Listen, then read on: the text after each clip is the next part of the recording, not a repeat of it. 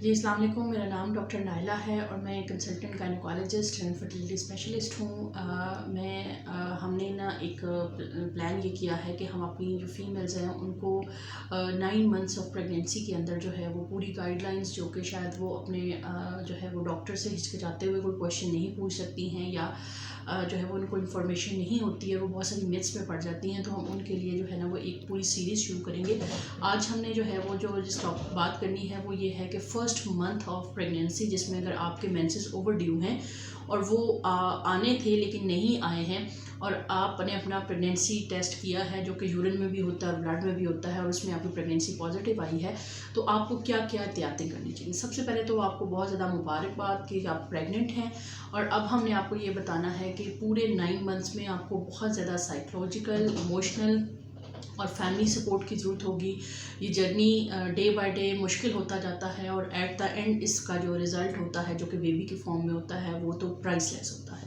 تو اس کے اندر سب سے پہلی بات یہ کہ جو فرسٹ منتھ ہوتا ہے اس کے اندر آپ کو کیا کیا احتیاطیں کرنی ہیں اور کیا کیا پرابلمس ہو سکتے ہیں۔ تو سب سے پہلے ہم یہ دیکھ لیتے ہیں کہ کیا کیا پرابلمس ہو سکتے ہیں جو آپ کا فرسٹ منتھ ہے۔ اس کے اندر ایک امپورٹنٹ چیز یہ ہے کہ اگر آپ کے پریگنینسی ٹیسٹ پازیٹیو آ گیا ہے تو کچھ پیشنٹ کو جو ہے وہ بلیڈنگ ہونا شروع ہو جاتی ہے۔ وہ بلیڈنگ ہلکی پھلکی ہو سکتی ہے، کچھ لوگوں کو کافی ہیوی بلیڈنگ ہوتی ہے۔ تو جو ہلکی پھلکی بلیڈنگ ہے وہ تو بچے کی یوٹرس کے اندر امپلانٹیشن کی وجہ سے ہو سکتی ہے، لیکن اگر آپ کو یہی بلیڈنگ زیادہ ہو رہی ہے تو آپ کو فوراً سے پہلے اپنے ڈاکٹر کے ساتھ کانٹیکٹ کرنا ہے تاکہ جو ہے وہ پتہ چل سکے کہ خدا نخواستہ یہ پریگنینسی فیلئر یا امپلانٹیشن فیلئر کی طرف تو نہیں جا رہی ہے یہ چیز۔ تو دوسری امپورٹنٹ چیز یہ ہے کہ آپ کو اگر بہت زیادہ ہلکا پھلکا لوور ابڈومینل پین ہو سکتا ہے، اس کو بھی ہم امپلانٹیشن پین کہتے ہیں، لیکن وہ بہت ہلکا پھلکا ہوتا ہے۔ اگر آپ کو پین زیادہ ہے اور اس کے ساتھ جو ہے وہ آپ کو بلیڈنگ ہے تو ضرور اپنے ڈاکٹر سے رابطہ کریں، کیونکہ یہ بالکل بھی نارمل چیز نہیں ہے۔ پین کا ہونا اسپیشلی جو ہے وہ اس چیز کی نشانی ہو سکتی ہے کہ آپ کی پریگنینسی ویک ہے اور اس کو جو ہے وہ ہارمونل سپورٹ کی ضرورت ہے۔ اور تیسری امپورٹنٹ بات یہ کہ جو پیشنٹ کے اندر اکثر دیکھنے میں آتی ہے وہ گروتھ کا نہ ہونا ہے۔ جیسے فار ایگزامپل آپ کی ڈیٹس کے حساب سے 5 ویکس کی گروتھ ہے، لیکن جب آپ الٹرا ساؤنڈ کرتے ہیں تو اس کے اوپر جو ہے وہ 4 ویکس کی گروتھ آ رہی ہے یا کم گروتھ آ رہی ہے، تو یہ بھی ایک پرابلم ہو سکتا ہے۔ اس میں اکثر وجہ یہ ہوتی ہے کچھ پیشنٹس کا سائیکل ریگولر نہیں ہوتا جس وجہ سے لیٹ امپلانٹیشن ہوتی ہے، اور کچھ پیشنٹ کے فیٹس کے اندر کچھ ایسے پرابلم جنیاتی پرابلمس ہو سکتے ہیں جس میں کہ واقعتاً ہی گروتھ نہیں ہو رہی ہوتی۔ تو اس میں ہم اپنے پیشنٹ کو یہ سجیسٹ کرتے ہیں کہ کم از کم 2 ہفتے آپ جو ہے وہ گھر میں ریسٹ کریں، اپنی روٹین کو فالو کریں، اور اس کے بعد 2 ہفتے کے بعد دوبارہ ایک دفعہ الٹرا ساؤنڈ آ کے رپیٹ کروائیں تاکہ ہمیں پتہ چلے کہ ان 2 ہفتوں کے اندر جو گروتھ ہے وہ کتنی دیر کی ہوئی ہے۔ اگر تو ان 2 ہفتوں کے اندر 1.5 ویک یا 2 ویک کی گروتھ ہو رہی ہوتی ہے تو ہم اپنے پیشنٹ کو ری ایشور کر دیتے ہیں، لیکن اگر جو ہے وہ گروتھ نہیں ہو رہی تو ہم اپنے پیشنٹ کو وارن کر دیتے ہیں کہ آپ کی پریگنینسی مس کیریج کی طرف جا سکتی ہے اور آپ کو جو ہے وہ پریگنینسی سپورٹ کی ضرورت ہو سکتی ہے۔ ایک میں چیز یہاں پہ کلیئر کر دینا چاہتی ہوں کہ جس پریگنینسی میں گروتھ نہیں ہوتی ہے اس کے اندر اکثر اوقات جنیاتی پرابلم ہوتے ہیں، اور وہ اللہ تعالیٰ کی طرف ہی جو ہے وہ ایک پلان ہوتا ہے تاکہ ایک نارملس بچہ پیدا نہ ہو۔ تو جتنے بھی اسپیشلی جو کپل کزن میرج ہوتے ہیں ان کے اندر یہ پرابلم باقی لوگوں کی نسبت تھوڑا زیادہ ہوتا ہے، کیونکہ ان کے اندر جنیاتی پرابلم یا کروموسومل اب نارمیلٹیز کا risk as compare to naan cousin marriage کے وہ تھوڑا سا زیادہ ہوتا ہے۔ اس کے علاوہ جو ایک پرابلم امپورٹنٹ یہ ہوتا ہے کہ جیسے ہی فیمیل پریگننٹ ہوتی ہے تو باڈی اپنی امیونٹی کو لو کر لیتی ہے۔ اس امیونٹی کو لو کرنے کا مقصد کیا ہوتا ہے کہ ایک جو فیٹس ہوتا ہے وہ 50% اس کے اندر مدر کا کروموسوم ہوتا ہے اور 50% اس کے اندر فادر کا کروموسوم ہوتا ہے۔ اب جو فادر کا کروموسوم ہوتا ہے وہ فیمیل کے لیے ایک فارن کروموسوم ہوتا ہے، تو وہ باڈی اس کو ریجیکٹ کر سکتی ہے۔ اس ریجیکشن کو بچانے کے لیے اللہ تعالیٰ کی طرف سے قدرتی ایک نظام یہ ہوتا ہے کہ باڈی اپنا امیون سسٹم لو کر لیتی ہے۔ جیسے ہی باڈی اپنا امیون سسٹم لو کر لیتی ہے تو اس میں کیا ہوتا ہے کہ فیمیل کے اندر ویجائنل انفیکشن یا پیشاب کی نالی کے انفیکشن دیکھنے میں آتے ہیں، اس میں کہ پیشنٹ کو لکوریا کی شکایت ہو سکتی ہے، یا جو ہے وہ پیشنٹ کو پیشاب کے اندر جلن، درد، یا پھر جو ہے وہ بار بار پیشاب آنا ہو سکتا ہے، تو اس کے لیے بھی آپ اپنے ڈاکٹر کو چیک اپ کروائیں تاکہ کوئی اگر پرابلم ایگزسٹ کر رہا ہے تو اس کو ٹائملی پکڑ لیا جائے اور اس کو سارٹ آؤٹ کر دیا جائے. ٹھیک ہے، یہ تو کچھ چھوٹے موٹے پرابلمس ہیں جو کہ اسٹارٹ آف پریگنینسی کے اندر آپ کو فیس ہو سکتے ہیں. اچھا، اب آپ اس ویڈیو کا سیکنڈ پارٹ یہ ہے کہ آپ نے جیسے ہی آپ کو پریگنینسی کنفرم ہوتی ہے تو آپ نے کیا جو ہے وہ پریکاشنز لینی ہے. اس میں سب سے امپورٹنٹ بات یہ ہے کہ فولک ایسڈ. اب ہمارے اکثر پیشنٹ ہمیں کہتے ہیں کہ ڈاکٹر نائلہ یہ فولک ایسڈ لینا کیوں ضروری ہے، اس کا کیا مقصد ہے. تو میں آج اس ویڈیو میں آپ کو کلیئر کر دینا چاہتی ہوں کہ جو فیٹس کے سیل ہوتے ہیں وہ ہائیلی ریٹس پہ، بہت زیادہ ریٹس کے اندر ملٹیپلائی ہو رہے ہوتے ہیں، کیونکہ ہماری جو فیٹس ہوتا ہے وہ 13 ہفتوں تک مکمل اس میں برین، آئیز، چھوٹے سے چھوٹے آرگن سے لے کے بڑے سے بڑا آرگن بن چکا ہوتا ہے. تو وہ آرگن بنانے کے لیے بچے کے پاس صرف 3 ماہ کا ٹائم ہوتا ہے، اور اس میں بچے کی جو سیل کی ڈویژن کی سپیڈ ہوتی ہے وہ بہت زیادہ ہوتی ہے. تو اس سیل ڈویژن کی سپیڈ کو جو سپورٹ کرنے کے لیے ہمیں چاہیے ہوتا ہے فولک ایسڈ. بلکہ ہم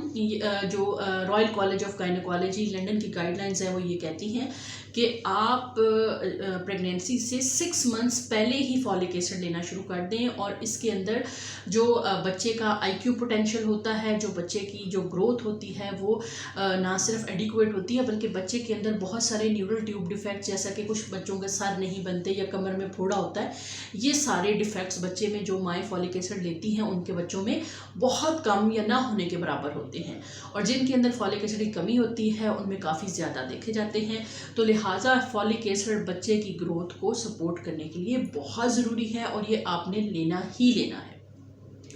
اچھا، اس کے علاوہ کیا ہے کہ اگر آپ آلریڈی کوئی میڈیسن لے رہے ہیں، جیسے کسی کو بلڈ پریشر کا مسئلہ ہے، شوگر کا مسئلہ ہے، مرگی کا مسئلہ ہے، یا کوئی بھی ایسا مسئلہ الرجی کا پرابلم ہے، اور آپ اس کے لیے آلریڈی کوئی میڈیسن لے رہے ہیں، تو فوراً سے پہلے آپ اپنے گائنیکالوجسٹ سے رابطہ کریں تاکہ جو ہے وہ آپ کی میڈیسنس کو سوئچ کیا جا سکے سیف میڈیسنس کے اوپر، جو کہ بچے کے لیے جو ہے وہ نہ ہو، نقصان دہ نہ ہو. اور اس کے علاوہ بھی کوئی میڈیسن، چاہے سمپل ایک پیناڈول بھی ہے، وہ بھی اپنے ڈاکٹر کے ایڈوائس کے بغیر نہیں لینی ہے. کوشش کریں کہ آپ اس کو ہیڈ مساج، جیسے ہیڈ ایک کے لیے اکثر پیناڈول لیتے ہیں، تو آپ اس کو ہیڈ مساج یا کچھ گھر کے ٹوٹکوں سے پہلے سیٹل کرنے کی کوشش کریں. اگر وہ نہ ہو تو پھر آپ میڈیسنس کے اوپر جائیں، وہ بھی ڈاکٹر کی ہدایت کے مطابق استعمال کریں. اس کے علاوہ الکوہل، نو ڈاؤٹ پاکستان میں الکوہل کنزمپشن فیمیلس کے اندر بہت کم ہے، لیکن پھر بھی alcohol is very injurious to the developing baby. اس کے اندر آکسیڈنٹیو اسٹریس کاز کرتا ہے، جس کے اندر بچے کے بہت سارے جو ہے وہ نقائص ہو سکتے ہیں. اس میں سے ایک امپورٹنٹ نقص جو ہے وہ قد کا چھوٹا ہونا ہے، وہ بھی الکوہل کنزمپشن کی وجہ سے ہو سکتا ہے. بلکہ پورا ایک فیٹل الکوہل سنڈروم کے نام سے ایک بیماری ہے جو کہ صرف ان پیشنٹس کو ہوتا ہے جن کی مائیں الکوہل کنزمپشن کرتی ہیں. اسموکنگ بچے کے لیے بہت نقصان دہ ہوتی ہے. اگر آپ ڈائریکٹلی اسموکنگ نہیں کر رہی ہیں تو آپ انڈائریکٹ اسموکنگ سے بھی اوائڈ کریں. اگر آپ کے آگے پیچھے کوئی اسموکنگ کر رہا ہے اور آپ کی جو ایئر ہے اس کے اندر اسموک موجود ہے، تو اگر جب وہ انہیل کریں گی تو آپ کی باڈی کے اندر نکوٹین کی ایک خاصی کوانٹٹی جا سکتی ہے. تو آپ نے کوشش کرنی ہے کہ آپ اسموکنگ ڈائریکٹ اور انڈائریکٹ دونوں سے اوائڈ کریں. کیفین انٹیک آپ نے بہت کم رکھنی ہے. کیفین کافی کے اندر بھی ہوتا ہے، اور اس کی کچھ اماؤنٹس جو ہے وہ چائے کے اندر بھی ہوتی ہے. تو کوشش کریں کہ آپ اگر آپ کافی ایڈکٹڈ ہیں تو اس کو بہت کم ریشو پہ لے آئیں، 1 کپ پر ڈے پہ لے آئیں. کوشش کریں کہ اس سے بھی کم کر کے اس کو کم کریں. اور اگر آپ چائے کے بہت زیادہ شوقین ہیں تو اس کو بھی جو ہے وہ آپ نے کم کرنا ہے. اچھا، ایک امپورٹنٹ بات یہ ہوتی ہے کہ ہمارے یہاں پیشنٹ جیسے ہی پریگننٹ ہوتا ہے تو اس کو ویسے آگے پیچھے اس فیمیل کی ڈائٹ کا خیال رکھا جائے یا نہ رکھا جائے، لیکن جیسے ہی فیمیل پریگننٹ ہوتی ہے اسے بہت زیادہ اوور ایٹنگ پہ فورس کیا جاتا ہے. پلیز ایسا نہ کریں. فیمیل جتنا کھا سکتی ہے ایزیلی اس کو کھانے دیں، اور اسمال پورشنز لیں اور بار بار لیں. پریگنینسی کے سٹارٹ میں ایک کمپلین آتی ہے نوزیا یا وامٹنگ کی. تو میں اس فورم پہ آپ کو بتا دوں کہ نوزیا اور وامٹنگ ہیلدی پریگنینسی کی نشانی ہوتی ہے. یوزلی جن پریگنینسیز کے اندر نوزیا وامٹنگ ہوتا ہے ان کا آؤٹ کم بہت اچھا ہوتا ہے. تو اس سے آپ پریشان نہ ہوں، اپنے ڈاکٹر کو کنسلٹ کریں تاکہ آپ کو کچھ وہ سیف میڈیسنس پرسکرائب کر دے. اس کے لیے تو اور خالی پیٹ نہ رہیں، ہلکا پھلکا کچھ نہ کچھ لیتا رہیں، واٹر انٹیک زیادہ رکھیں اپنی، تاکہ جو ہے وہ آپ کی بلیڈر بھی واش ہوتا رہے اور اس کے اندر انفیکشن بھی نہ ہو، اور آپ کا اسٹمک کی جو ایسیڈیٹی ہے وہ بھی ڈیزالو ہو کے ڈائلیوٹ ہوتی رہے۔ اور اس کے علاوہ امپورٹنٹ چیز یہ ہے کہ جب بھی آپ فریش فروٹس وغیرہ اور سیلڈس وغیرہ لیں تو انہیں اچھی طرح دھو کے لیں، کیونکہ ہماری جو پریگننٹ عورتیں ہیں ان کے اندر ٹارچ انفیکشن، ٹاکسوپلازموسس کے نام سے ایک انفیکشن ہوتا ہے، جو کہ جو ویجیٹیبلس اور فروٹس کو اگر آپ پراپرلی واش نہ کریں تو ان کے اوپر جو ہے وہ ایک جراثیم ہوتا ہے ٹاکسوپلازما، تو اس کے ذریعے سے ہوتا ہے، وہ بچے کے اندر نقائص بھی پیدا کر سکتے ہیں اور مس کیریج کا بھی باعث بن سکتا ہے۔ تو جو بھی آپ فروٹ لیں اس کو اچھی طرح سے واش کر کے لیں۔ اچھا، اس کے علاوہ را میٹ کی اگر آپ کو ہینڈلنگ کرنی پڑتی ہے، یوزلی تو پیشنٹ کو اکثر مٹن، چکن، بیف وغیرہ سے پریورین ہو جاتی ہے، لیکن اگر آپ کو ہینڈلنگ کرنی پڑے، واش کرنا پڑے تو گلوز پہن کے دھوئیں۔ اس کے اندر بھی یہی جراثیم ٹاکسوپلازما ہوتا ہے، اور وہ جو ہے آپ کی فوڈ جب آپ کھانا کھائیں گے انہیں ہاتھوں کے ساتھ تو آپ کے باڈی کے اندر انٹر ہو سکتا ہے۔ تو آپ نے کوشش یہ کرنی ہے کہ آپ جو ہے وہ را میٹ کی ہینڈلنگ جو ہے وہ پہلے تو بات ہے کریں ہی نہ، اگر کریں تو بالکل سیف میئرس کے ساتھ کریں، بار بار اپنے ہاتھوں کو دھوئیں، جب بھی کھانا کھائیں ہاتھ دھوئیں، اور کوشش کریں کہ پہلے 3 سے 4 مہینے میں جو پریگنینسی کے ہیں آپ کو یہ جو ٹارچ انفیکشنز ہیں ان میں آپ ایکوائر نہ کریں۔ پریگنینسی میں اکثر یوریتھرا کے بلیڈر کے انفیکشنز ہو سکتے ہیں جن کو یو ٹی آئی کہتے ہیں، اور ویجائنا کے انفیکشنز بھی ہو سکتے ہیں۔ اگر آپ کو اس طرح کوئی بھی پرابلم فیس ہو رہا ہو تو آپ اپنی گائنیکالوجسٹ سے رابطہ کریں، سیلف میڈیکیشنز بالکل نہ کریں، اور نہ ہی جو ہے وہ کسی بڑی بہن یا اس کے ایکسپیرینس کے اکارڈنگ میڈیسن نہ لیں۔ کیونکہ میڈیسن کا ایفیکٹ تو وہ سمجھ سکتے ہیں، سائیڈ ایفیکٹ ان کو پتہ نہیں ہوتے، جو کہ پورا ایک پروفائل ہوتا ہے جو کہ ہم انڈرسٹینڈ کرتے ہیں کہ اس کو ہم نے اپنے پیشنٹس کو دینا ہے یا نہیں دینا۔ ایک امپورٹنٹ چیز کہ موڈ سوئنگز، چونکہ آپ کا ہارمونل لیولز بالکل چینج ہو جاتے ہیں، تو پریگنینسی کے سٹارٹ میں چڑچڑاپن، ویپنگ سپیلز، اس کے علاوہ جو ہے وہ اکتاہٹ کا، ڈپریشن کا آپ کو فیلنگ ہو سکتی ہے۔ تو اس میں جو ہے وہ میرے سننے والوں سے یہ ریکویسٹ ہے کہ اپنی فیمیلز کو جو پریگننٹ ہیں ان کو بہت زیادہ ایموشنل سپورٹ دیں، فیملی سپورٹ بہت زیادہ میٹر کرتی ہے، اور اپنے آپ کو بزی رکھیں تاکہ آپ کو جو ہے وہ اس چڑچڑے پن اور اکتاہٹ میں جو ہے وہ ہیلپ آؤٹ ہو سکے۔ اپنا اور اپنے پیاروں کا بہت زیادہ خیال رکھیں، اور